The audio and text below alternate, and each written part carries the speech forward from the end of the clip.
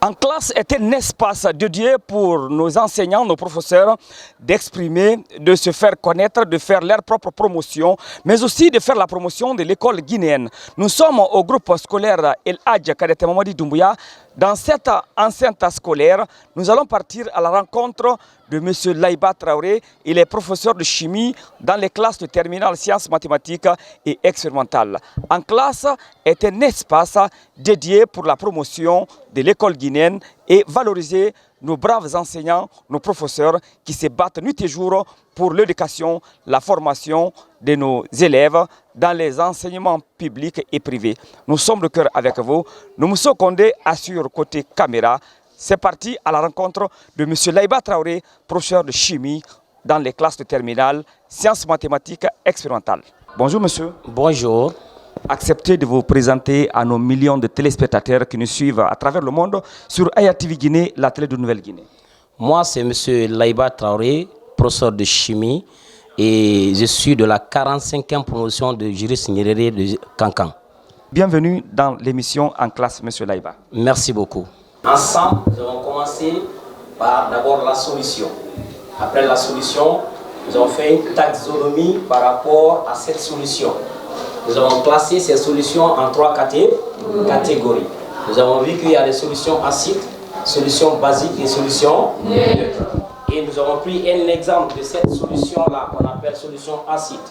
Et précisément, nous avons étudié les acides forts ensemble, n'est-ce pas? Nous avons dit que les acides forts étant toute espèce chimique capable dans une solution aqueuse de libérer le proton H+ ou l'ion hydronium par rapport à une réaction totale. Et cette définition nous a permis de donner une équation par rapport à la dissociation de certaines molécules. Nous avons pris l'exemple sur l'acide chlorhydrique. Après, il y a l'acide bromique. Après, il y a l'acide iodique, etc., par rapport à ces acides. Et au-delà des acides, nous avons enseigné également les bases. Nous avons dit que les bases étant des substances, toute espèce chimique, qui dans une solution aqueuse, qui libère l'ion hydroxyde par une réaction totale. Nous avons parlé de ces exemples par rapport à ces bases. Nous avons cité NaOH qu'on appelle la soude caustique. Nous avons parlé également l'hydroxyde de potasse et nous avons parlé également l'hydroxyde de calcium. Donc au-delà de ces deux espèces-là, qu'on appelle acide, qu'on appelle base, nous, notre objectif en terminale, c'est de voir les dangers de ces substances dans la nature. Nous avons commencé alors de rentrer dans un laboratoire pour voir ce qu'on appelle le mélange entre un acide fort par rapport à une base forte.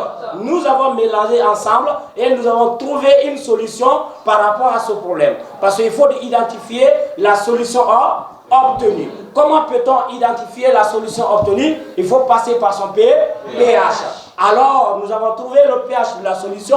Le pH final de la solution est égal à moyenne log si, seulement si, la solution est considérée comme étant un acide. On peut alors supposer que l'expression du pH est égale à moyenne log de la concentration de l'ion oxonium en excès. Et si la solution est considérée comme étant une base, on peut alors dire que c'est le pKe plus log de la concentration de l'ion hydroxyde en excès. Donc après avoir mélangé, nous avons dosé alors ces deux solutions. Nous avons dit par rapport à ce dosage, il faut d'abord mesurer la concentration. Donc de façon modérée, nous avons identifié les deux solutions à obtenir. Après le dosage, on a avant le dosage et après, donc là on appelle ici au cours du dosage.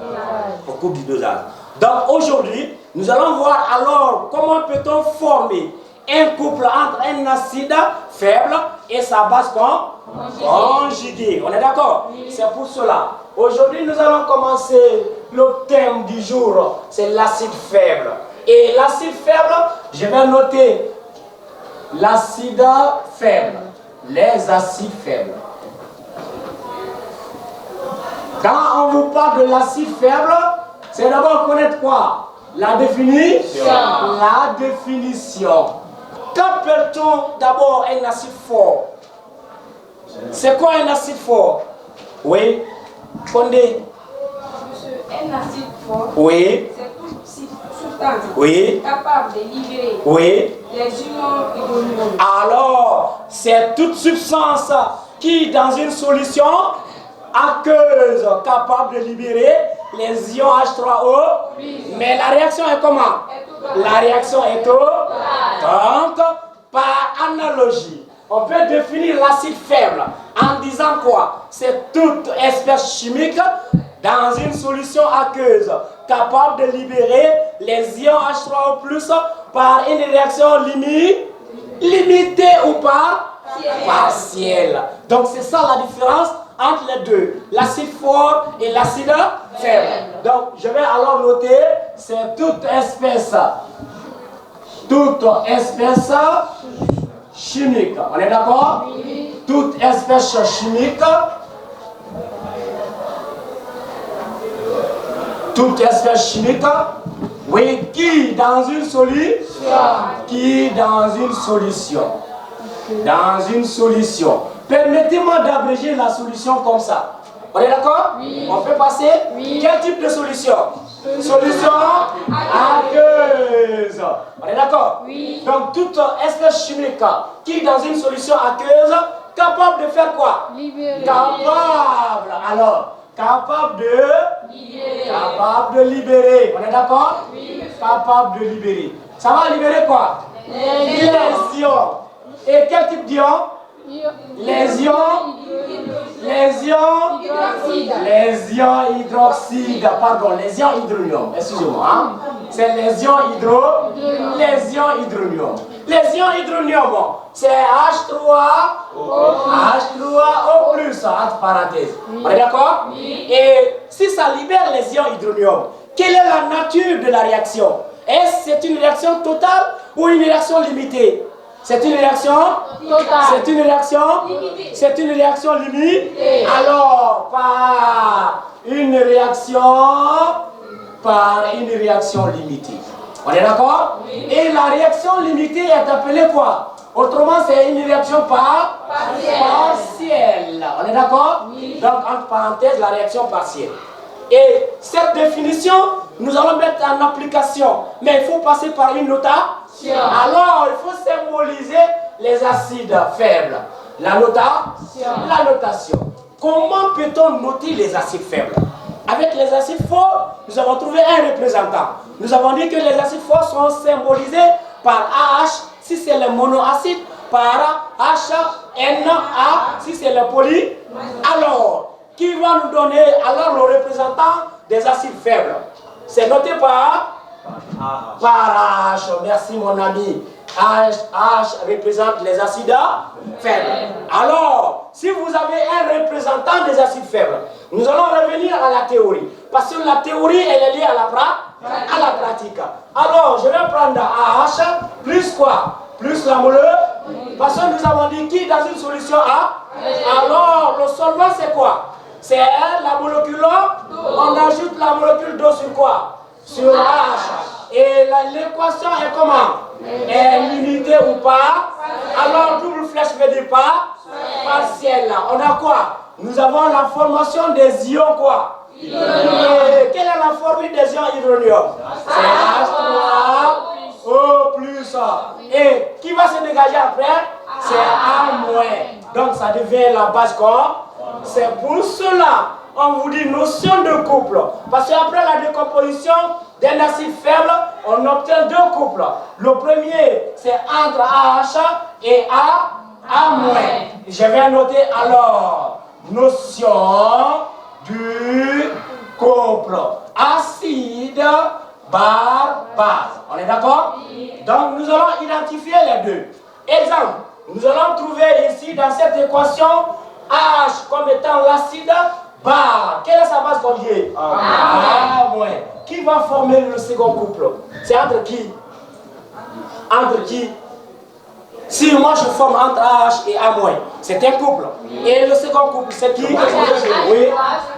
C'est entre H3 et la molécule. Alors, on peut noter ici, H3O+, c'est l'acide. Sa base conjuguée, c'est qui? Donc, l'eau devient un amphotère. On est d'accord? Oui. Un amphotère, c'est toute substance capable de jouer les deux rôles à la fois. Devant un acide, il se comporte comme étant une base. Devant une base, se comporte comme étant un acide. On est d'accord? Oui. Donc, vous avez ici le couple qui va se former. Et nous allons continuer alors. Et à l'image de l'équation, à l'image de ces deux couples, qui vont alors nous donner une définition à un couple acide-base. C'est quoi un couple? C'est quoi un couple? Je pense que nous avons formé le couple. Hein? Oui. Et des couples même, parce qu'il y en a deux. On a un couple ici entre AH et A-. On est d'accord? Oui. Et entre ici H3, O+, et la molécule d'eau. Qu'appelle-t-on un couple? C'est quoi un couple? On va laisser la chimie, on revient dans la vie courante. Ok? Oui. Et Samake, par exemple, Samake et Fanta, peut-être, on peut dire comme ça. Oui. Et Fanta, quand les deux se marient, ça devient quoi? C'est quoi alors un couple? C'est quoi un couple? Le français, vous aussi. Hein? C'est quoi un couple? C'est l'union entre deux personnes. Oui. On peut dire alors c'est l'ensemble. Alors, moi je reviens sur ça. Définition d'un couple. Définition. D'affaire, tu vas continuer avec cette définition. Hein? On y va. Définition d'un couple. Et quel type de couple? Couple acide, base. On est d'accord? Oui. Oui, d'affaire. Tu dis c'est l'ensemble. C'est l'ensemble des unions. L'ensemble. Quand tu dis ensemble, il n'y a plus d'union là-bas. C'est déjà, ils sont ensemble. Ensemble, formé de quoi? C'est pas deux acides. L'ensemble formé d'un acide et sa base comme? C'est très clair. Donc, l'ensemble formé d'un acide et sa base. On est d'accord? Oui. Très bien. Et sa base conjuguée. Voilà. Vous avez la définition d'un couple et sa base conjuguée. Donc, qui va alors, à travers cette définition, donne-moi un exemple de couple. Donne-moi un exemple de couple. Déjà enseigné ici, sur place. Exemple. Ah, monsieur. Oui, combien? Monsieur, nous avons hydroxyde. Non. Déjà enseigné ici, devant vous. Oui. On a formé deux couples, non? Oui. Donnez-moi un exemple de couple. OH. AH. AH d'abord. Ça, c'est un exemple de couple. On est d'accord? Oui. Donc, c'est AH bar A moins. Donc, c'est un couple. On est d'accord? Oui. Et également, on peut citer quoi encore? On peut citer H3O+, et la molécule d'eau. Et la molécule d'eau. On est d'accord? Oui. Donc, ça, c'était notion de couple. Maintenant, nous allons revenir sur une définition qui est beaucoup utilisée en terminale. Et surtout en question théorique. C'est la définition de Bronsted. La définition de Bronsted. On peut vous demander un jour, définir un acide en fonction de Bronsted. Bronsted, c'est un nom. C'est un Danois. Donc un chimiste, il a donné une définition par rapport à les acides. Et cette définition est en relation étroite avec un verbe du premier groupe, qui va alors nous donner cette définition. Quelle est la définition de Bronsted sur les acides? Et si la définition mère, on dit c'est toute espèce chimique qui, dans une solution aqueuse, capable de libérer les ions hydronium, H3O+ par une réaction totale.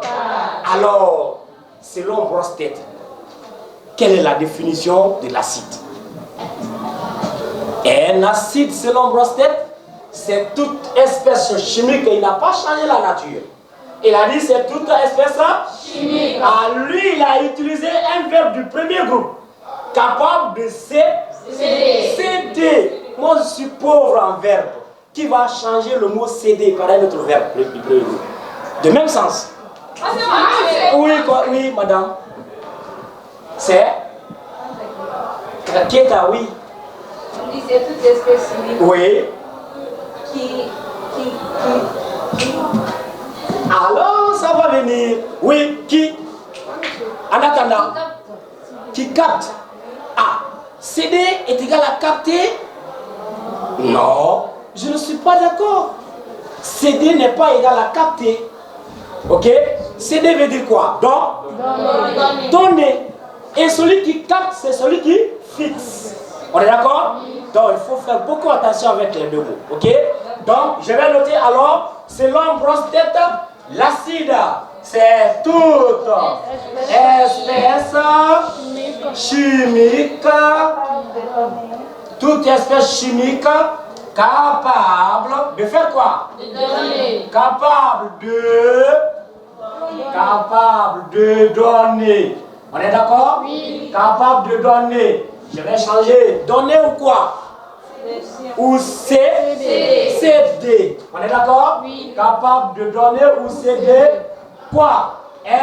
Au moins. Hein? Oui. Je vais dire au moins. Au moins quoi? Un proton. On est d'accord? Oui. Au moins un proton H plus.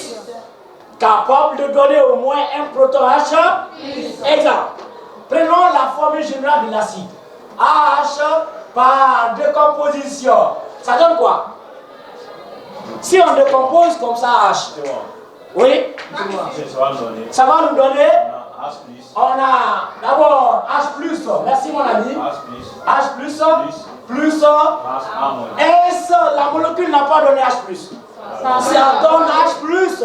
N'est-ce pas? Ça, c'est une molécule de Bronsted. Je prends un exemple sur ion ammonium. Ion ammonium, NH4 plus. Et la décomposition, pour vérifier si c'est un acide, selon la définition de Bronsted, ça donne quoi? Ça donne quoi? Oui, on va changer de camp. On vient ici. La première, vas-y, manifestez-vous. Et regardez avec H. Ça libère le proton H+. Et dans la molécule de NH4+, il y a l'hydrogène, il faut libérer. Libérer qui? H. Et dis-moi alors à libérer. On aura, d'abord on aura H+, plus NH. Si on enlève 4 dans 3, ça va rester combien? Ça va rester. On est d'accord? Donc NH3.